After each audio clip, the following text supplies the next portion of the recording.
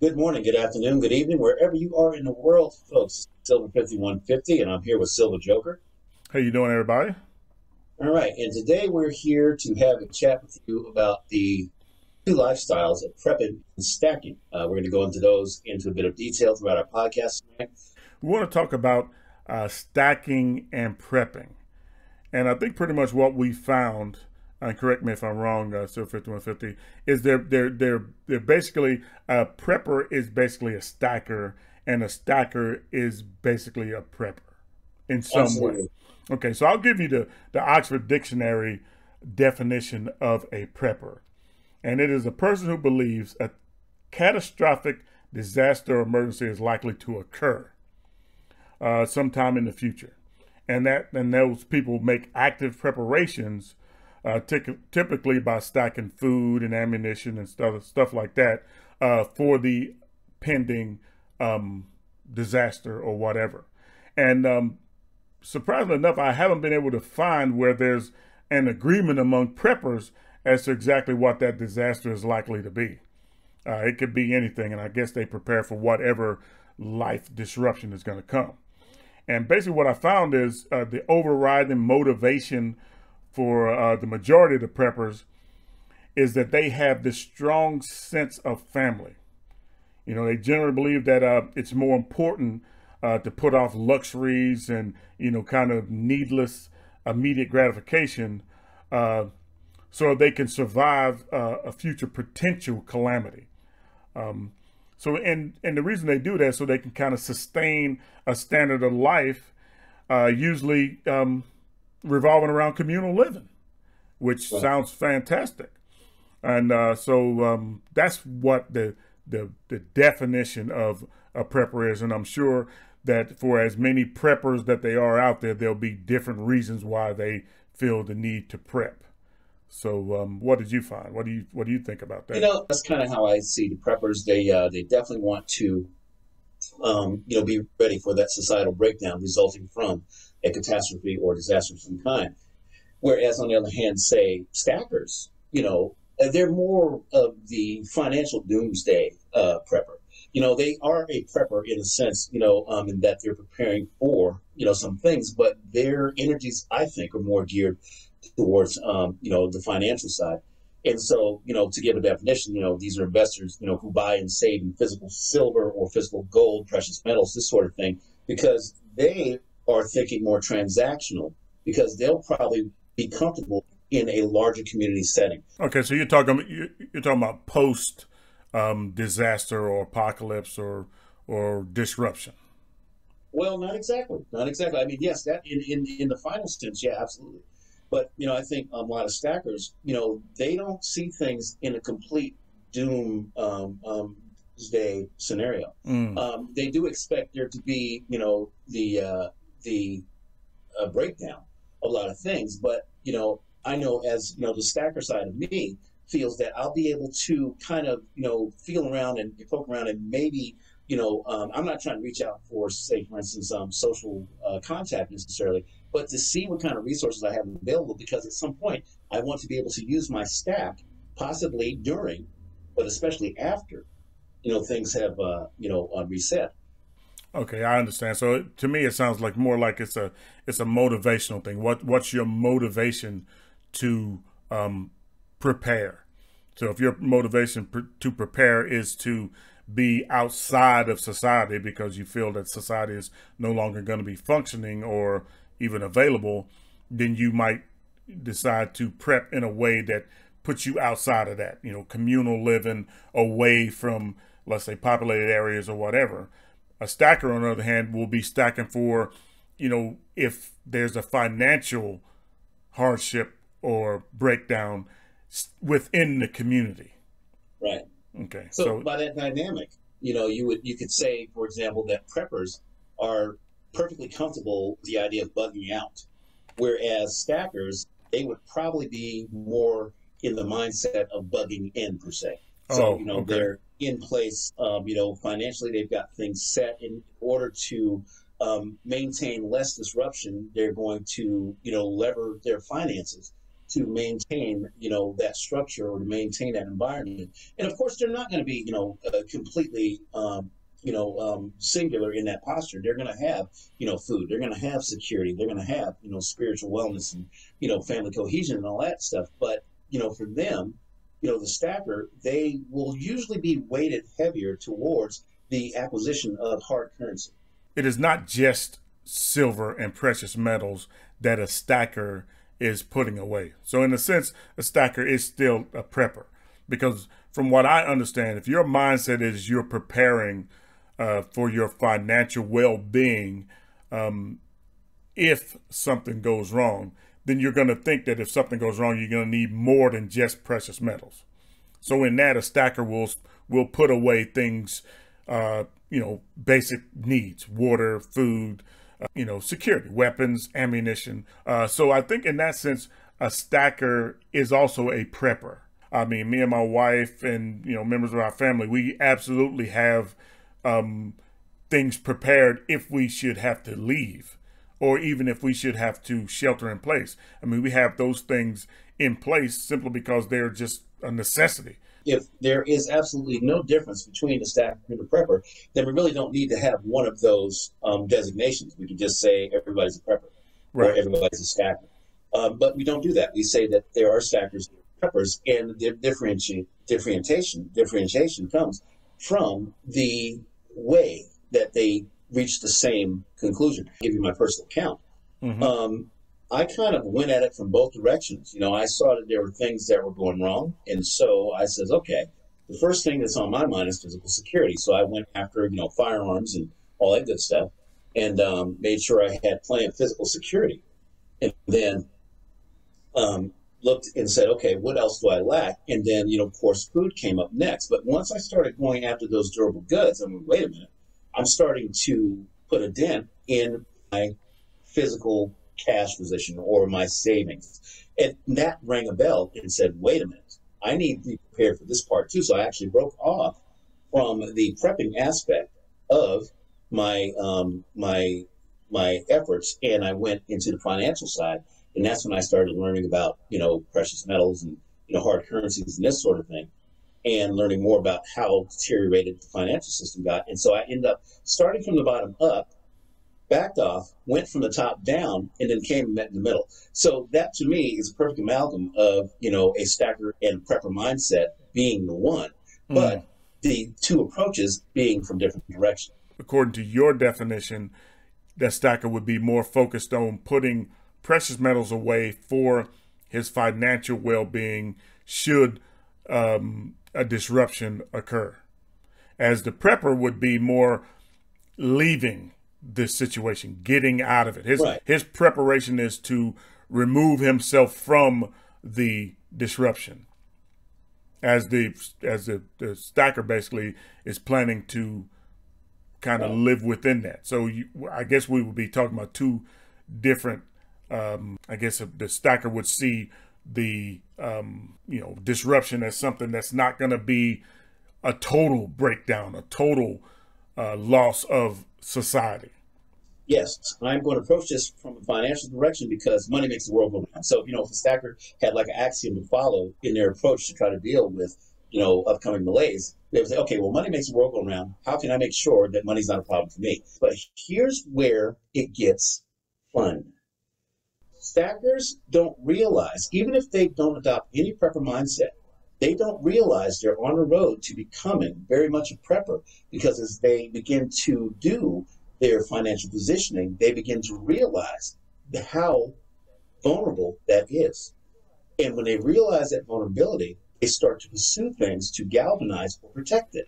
Those very things are the things that the prepper starts with first and builds the foundation and then heads upward. That makes perfect sense. I completely understand that now, what you just said. That rung a bell, because I'm seeing it. Because I look at it like this. I mean, I consider myself a stacker more so than a prepper.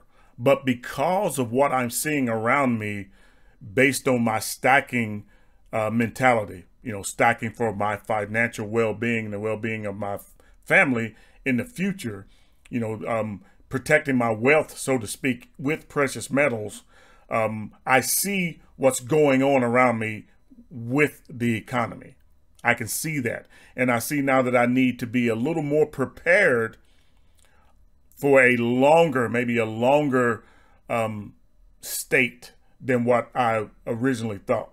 You know, I'm thinking I will, because I absolutely plan to retire and use my physical silver for my retirement. That has not changed. That is my absolute motivation.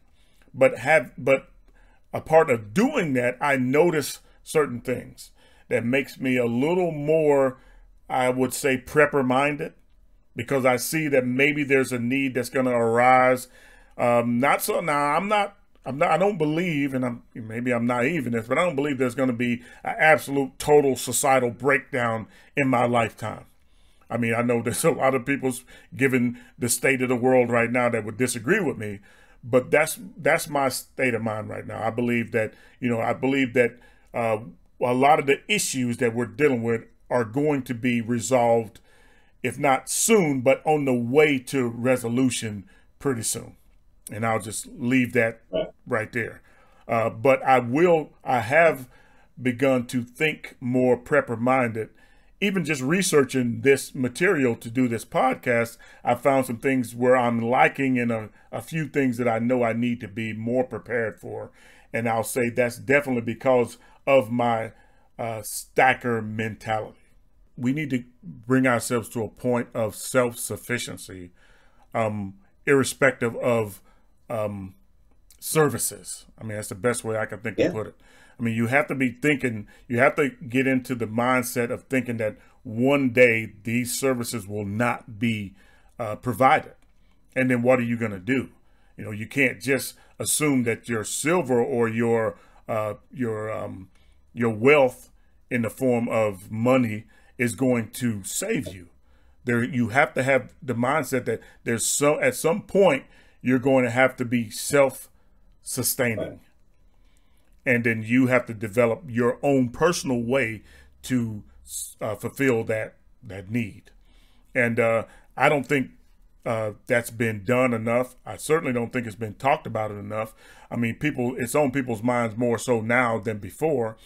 But I think the beginning prepper start off as a kind of a retreater or a survivalist. You know, they wanted to retreat from places of concentrated violence or upheaval to places that are less violent and less populated, right?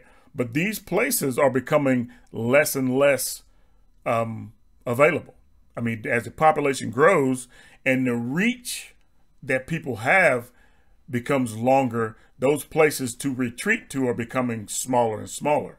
So at some point, we're going to have to understand that you might not be able to retreat. Right. That you may have to, your preparations may have to be the sort that sustains you where you are. And how do you deal with that? Well, you'll have to come up with your own plans and security for that. Right. But the opportunity to retreat someplace where you're away from society may not be an option for many people. And to your point there, going back to what I was talking about, these I won't say the ultra rich, but just the wealthy, the well-to-do, they're doing precisely that. They're going out and they're leaving these high level urban areas. They're heading out into the less, the more remote areas, and they're buying up arable land and property like crazy. If you hear about some of these ranches that are out in Montana that the Hollywood types own, or in Wyoming or in Idaho, this sort of thing, they're starting to call Idaho Little California because, some of Californians are moving it. This sort of thing. And it is actually shrinking, that map for those that want to get out to more remote areas and stuff. You can find ways to try to survive if you want to do that. But I think what I'm hearing from you is it is very beneficial. It behooves one to have both scenarios, mapped out for themselves. The bug in or the bug out. Have the resources in place. And usually if you pretty much cover everything, you have the option to do both. Just have two different, survival packages set up to where one is suited towards bugging in and one suited towards bugging out.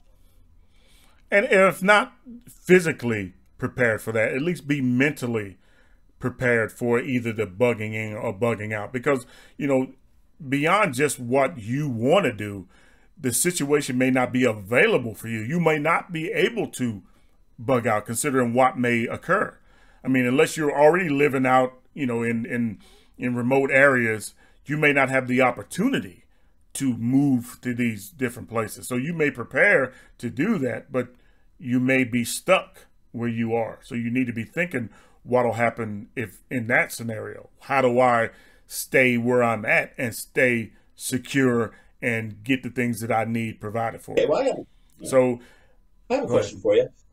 Is there a Mm-hmm. particular area in your on the prepping side of Silver Joker? Is there a particular area that you find an uncomfortable weakness in, that maybe an area that you aren't as proficient in as you like to be? Well, this is I'm a very social being. Right. So it's hard for me to get myself in the mindset of being antisocial or moving away from society. Because I mean, I love being around people. That's why this current health situation is so hard for me. I like being around people. I like being social. I like what society provides. I like the malls. I like the theater. I like these kind of things. So to get myself in the mindset to have to move away or be without these is a little difficult, especially when they're available. At least they were available for such a long time in my life. So I think the moving away aspect, the bugging out aspect of prepping would be a little difficult for me to really put a lot of effort into now, because I haven't really made the decision. I haven't really come to the conclusion that this is going to be something that is absolutely Right. necessary. So I haven't prepared for that. So that would be one of the pillars in holding up my foundation that would be the weakest, is that bugging out aspect, moving away, running away, because it's just not part of who I am. But it's not to say that I can't adjust or make those type of Right. preparations. It's just that I just don't really see that big of a need. I think I can shelter in place and be just as safe and secure as if I was to go someplace else. I wanted to add that my weak area is the bugging in aspect. I did grow up in the country and in the city, but let's be honest, I'm a city boy. If you're in a high level agricultural area, then the chances are you're always going to have farms you can draw on, and I'm sure there'll be systems set up for that. But if you're in a more urban setting where people are not as, say, country minded, as I like to say, or they're not as versed in horticulture and able to do the kind of botany and the planting and the gardening and stuff, that could present a problem down the road. And for me, I wouldn't say it is the source of daymares or nightmares, but it is something I would very much love to be able to improve on. So that was something. The bug in for me was always to place yourself at risk when you do that, because you're going to be out there in that social element, be it hostile or friendly.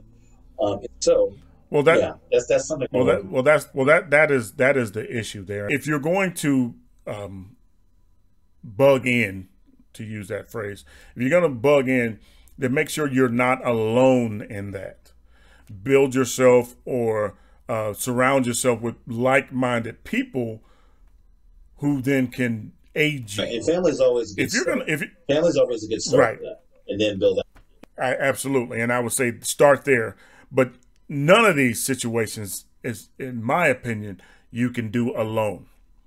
I agree. And the thing that really concerns me is that the powers that be, the governments, the banks, and the people that pull all the strings and stuff, the emperor or the guy behind the curtain, eh, they have done such a bang up job of stifling, muffling the underlying problems and keeping them under wraps, that they just simply can't.